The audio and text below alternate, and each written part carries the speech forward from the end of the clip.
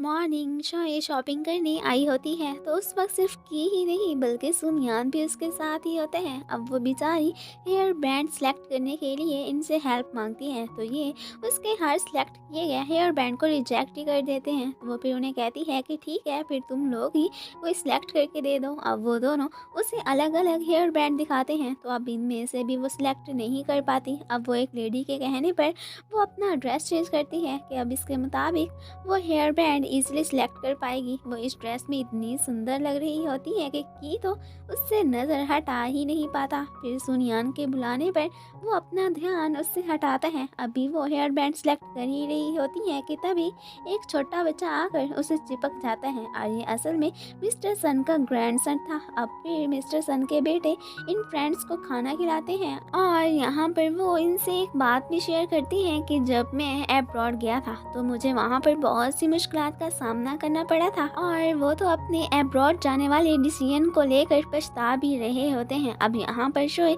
जब उनकी बातें सुनती है तो वो फिर सोचने लगती है कि इसलिए शायद मेरी मॉम मुझे अब्रॉड भेजने के हक में नहीं है, क्योंकि उन्हें पता है कि बाहर जाना कोई आसान काम नहीं है। अब बाद में वो सुनियान से इसी बारे में ही डिस्कशन कर रही होती है कि उसकी मॉम चोरी चोरी उनकी बातें सुन लेती हैं। अब सब कुछ जानते हुए भी शोए अपने अब्रॉड जाने वाले डिसीजन को गिव अप नहीं करती। वो भला गिव अप करती ही क्यों, बाहर जाना तो उसका एक ड्रीम था। फिर यहाँ पर सुनियान भी उसके ड्रीम की कदर करता है और उसे एक बुक ला कर देता है जिसमें खाना पकाने की सारी रेसिपीज लिखी हुई थी। अब खाने पर शोए की मॉम वोट करवाती हैं कि देखते हैं तुम्हारे डैड भी तुम्हारे जाने के हक में है या नहीं। तो वो इस बार अपनी बेटी का साथ देते हैं तो इस बात पर शोए बहुत खुश होती है। अब नेक्स्ट डे मिस्टर सन की तबीयत बहुत ख़राब होती है तो ये सब लोग उन्हें देखने हॉस्पिटल पहुंच जाते हैं। अब यहाँ पर मिस्टर सन इस बात से बहुत रिलीफ फील करते हैं कि सब लोग उनका कितना ख्याल रखते हैं। अब सब तो वहाँ से चले जाते हैं लेकिन क्याओ मू उनके पास ही रहना पसंद करती है। नेक्स्ट मॉर्निंग शोए और सुनियान मिलकर मिस्टर सन के लिए खाना लेकर जाते हैं। फिर देखते हैं कि वो अपने बिस्तर पर नहीं होते तो शोए सुनियान से कहती है कि कहीं मिस्टर सन यहाँ से भाग तो नहीं गए, बट वो तो साथ वाले रूम में मौजूद अपने जैसे मरीजों से आर्ग्यू कर रहे होते हैं। फिर ये दोनों उन्हें उनके रूम में लेकर आते हैं। अब वो मिस्टर सन के यहाँ होकर वापस जा ही रहे होते हैं कि उनकी नज़र की पर पड़ती है जो उन्हीं का वेट कर रहा होता है और उनसे नाराज़ भी होता है कि एक तो तुम लोगों ने मुझे मिस्टर सन के बीमार होने का नहीं बताया, ऊपर से मुझे अपने साथ भी वहाँ नहीं लेकर गए। अब ये उससे सॉरी बोलते हैं और साथ में मूवी देखने का प्लान बनाते हैं। अब ये हुआन को लेने वहाँ से जाने लगते हैं। उधर हुआन स्टोर पर खड़ा ही होता है कि तभी वहाँ पर स्कूल मेट्स आकर उसे बुली करने लगते हैं एंड तभी यहाँ पर ये तीनों भी पहुँच जाते हैं और इससे पहले कि ये उसे कुछ कहते ऊपर से उनका बॉस जो कि ड्रामा क्लब का प्रेसिडेंट होता है वो आ जाता है और उसके साथ जिन भी होती है। जिन मैडम ने अब अपने चाइल्डहुड फ्रेंड्स को छोड़कर उनके ग्रुप को ज्वाइन कर लिया था। इस बात से ये फ्रेंड्स काफ़ी डिसअपॉइंट होते हैं। अब यहाँ पर चिपकू इन्हें बास्केटबॉल मैच खेलने के लिए कहता है तो ये भी उसके साथ खेलने के लिए मान जाते हैं। फिर ये लोग तो वहाँ से जाने की करते हैं। अब हमें इनके मैच का सीन दिखाया जाता है और यहाँ पर ये बैट लगाते हैं कि अगर चिपकू तुम हार गए तो तुम्हें हुआन से घुटने टेक कर सॉरी बोलना होगा। फिलहाल तो वो इस बात के लिए एग्री करता है। अब बहुत खेलने के बाद हुआन तो ये मैच जीत जाता है। इस बात से ये सारे फ्रेंड्स बहुत खुश होते हैं। अब कि जब चिपकू को हुआन से सॉरी बोलने के लिए कहता है तो वो नहीं करता। इस बात को लेकर ये फ्रेंड्स उससे आर्ग्यू करने लगते हैं तो अब की बार जिन उसी चिपकू की साइड लेती हैं तो ये बात इनको बहुत बुरी लगती है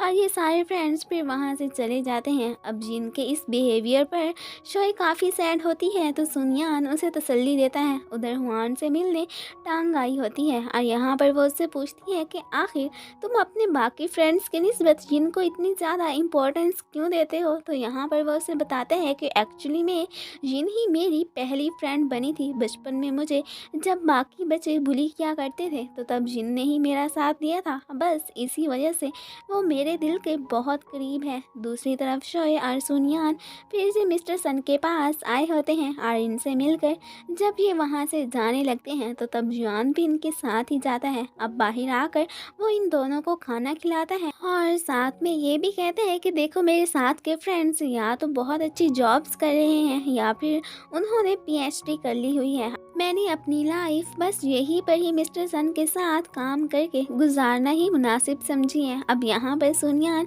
वाकई में मिस्टर सन, मिस्टर लॉ और यॉन से इतना इम्प्रेस होता है कि उसने भी अब फैसला कर लिया था कि वो भी इन्हीं की तरह बनेगा। अब वो दोनों वहाँ से जा ही रहे होते हैं कि तभी उनकी नज़र की पर पड़ती है, जो इस वक्त बहुत ही गुस्से में होता है कि ये दोनों हर वक्त अब साथ साथ घूमते रहते हैं और मुझे कोई लिफ्ट ही नहीं कराते। अब ये दोनों इस बात के लिए इससे सॉरी बोलते हैं। अब शोए को मॉम बुलाती है तो वो फिर फ़ौरन से वहाँ से भागने की करती है। फिर बाद में शोए को जिन की कॉल आती है। अब यहाँ पर शोए उससे नाराज़ भी होती है कि आज तुमने हमारे साथ अच्छा नहीं किया है, अगर तुम ऐसे ही करती रहोगी तो फिर इस तरह हमारी फ्रेंडशिप ख़राब भी हो सकती है। लेकिन जिन को तो यहाँ पर फ्रेंडशिप वगैरह ख़राब होने की कोई परवाह नहीं होती और वो कॉल डिस्कनेक्ट कर देती है। तो इस बात पर शोए को उस पर बहुत गुस्सा आता है। अब अकेडमीज ज्वाइन करके शोए तो पढ़ पढ़ कर बहुत थक चुकी होती है और यहाँ पर टंग से कहती है कि तुम जिस गली से वहाँ पढ़ने जाती हो वहाँ पर तो डकैती का भी तो खतरा होता है। तो शोए से कहती है कि अरे यार, मुझे भला किसी का कोई खतरा हो सकता है, मैं तो इतनी स्ट्रांग हूँ कि कोई मुझे कुछ नहीं कह सकता। फिर क्लास में जिन और शोए नाराज़गी की वजह से एक दूसरे से बात भी नहीं करती। बाद में कि शोए से मिलने क्लास में आता है और यहाँ पर वो उसे बताता है कि मेरी मॉम ने मुझे नया कंप्यूटर ला कर दे दिया है, तो इसलिए आज शाम को पुराने वाला मैं तुम्हें देने आऊँगा। तो इस बात से वो बहुत खुश होती है। एंड तभी सर की वहाँ पर एंट्री होती है और वो की को अपनी क्लास में जाने के लिए कहते हैं, तो वो भी उन्हें छेड़ कर ही वहाँ से जाता है। अब रात को बहुत वेट करने के बाद की और उसकी मॉम शोए को कंप्यूटर देने आ ही जाती हैं। अब कंप्यूटर पाकर शोए तो बहुत खुश होती है और साथ में वो मॉम को भी कंप्यूटर चलाना सिखाती है। अब रात को शोए को फील होता है कि कोई उसे फॉलो कर रहा है। वो डर के मारे भागती है तो उसके पाँव पे भी चोट लग जाती है और साथ में वो सुनियान से भी जा टकराती है। फिर वो उसे पकड़कर एक साइड पे बिठाते हैं और उसकी चोट देखने लगते हैं। यहाँ पर वो उसे बताती है कि मैंने ऐसा फील किया था कि जैसे मुझे कोई फॉलो कर रहा था। खैर अब उससे चला नहीं जा रहा होता तो सुनियान फिर उसे उठाकर वहाँ से लेकर जाने लगते हैं। अब शोए उससे पूछती है कि तुम आखिर यहाँ पर क्या कर रहे थे, तो वो उसे अभी ये बता ही रहा होता है कि मैं तुम्हें देखने ही आया था। तो इतने में शोए सो जाती है। अब यहाँ पर इन दोनों को फिर से एक साथ में की देख लेता है और वो बहुत सैड भी हो जाता है। अब नेक्स्ट डे की शोए से मिलने आता है तो साथ में उसे ड्रा भी देता है। अब यहाँ पर सुनियान के थ्रू उसे पता चल गया था कि शोए ने रात को फील किया था कि उसे किसी ने फॉलो किया है, तो इसलिए वो उसे एक अलार्म गिफ्ट करता है। अभी शोए उसे ये देने के लिए थैंक्स कह ही रही होती है कि इतने में सुनियान आकर उसे एक टॉर्च गिफ्ट करता है जिस पर एक बहुत ही ब्यूटीफुल रिबन भी लगा होता है। अब ये लेकर शोए तो क्लास में चली जाती है। अब वो अलार्म को चलाने के बारे में सोच ही रही होती है कि तभी सर के बुलाने पर वो हड़बड़ा के उठती है, तो वो अलार्म उससे छूटकर प्रिंसिपल साहब को लगते हैं और बस फिर अब उसकी उनके हाथों शामत आ जाती है। फिर ऊपर से की आकर उनसे कहता है कि ये सारी गलती मेरी थी, तो इसलिए शोए को कुछ ना कहें। अब यहाँ पर सर भी इसकी सिफारिश करते हैं तो प्रिंसिपल साहब इन दोनों को नेक्स्ट टाइम ये हरकत ना करने का कहकर वहाँ से भेज देते हैं। अब शोए अलार्म तो हाथ से गंवा बैठी थी बट टॉर्च अभी भी उसके पास ही थी। अब रात को वो टॉर्च जला कर देखती है तो उसे पता चलता है कि उसे फॉलो करने वाला कोई और नहीं बल्कि डॉग था। और यहाँ पर वो ये भी देखती है कि टॉर्च को जलाने पर लिखा हुआ आता है सुनियान इज़ हियर। एंड तभी वो सुनियान को वहाँ पर देखकर स्माइल भी करने लगती है। अब शोए उससे पूछती है कि तुमने ये लाइट कहाँ से ली थी, तो फिर हमें फ्लैशबैक का सीन दिखाया जाता है कि ये सुनियान ने सारी रात जाकर खुद बनाई थी और रिबन लगाने वाला आइडिया उसे मॉम ने दिया था, लेकिन फ़िलहाल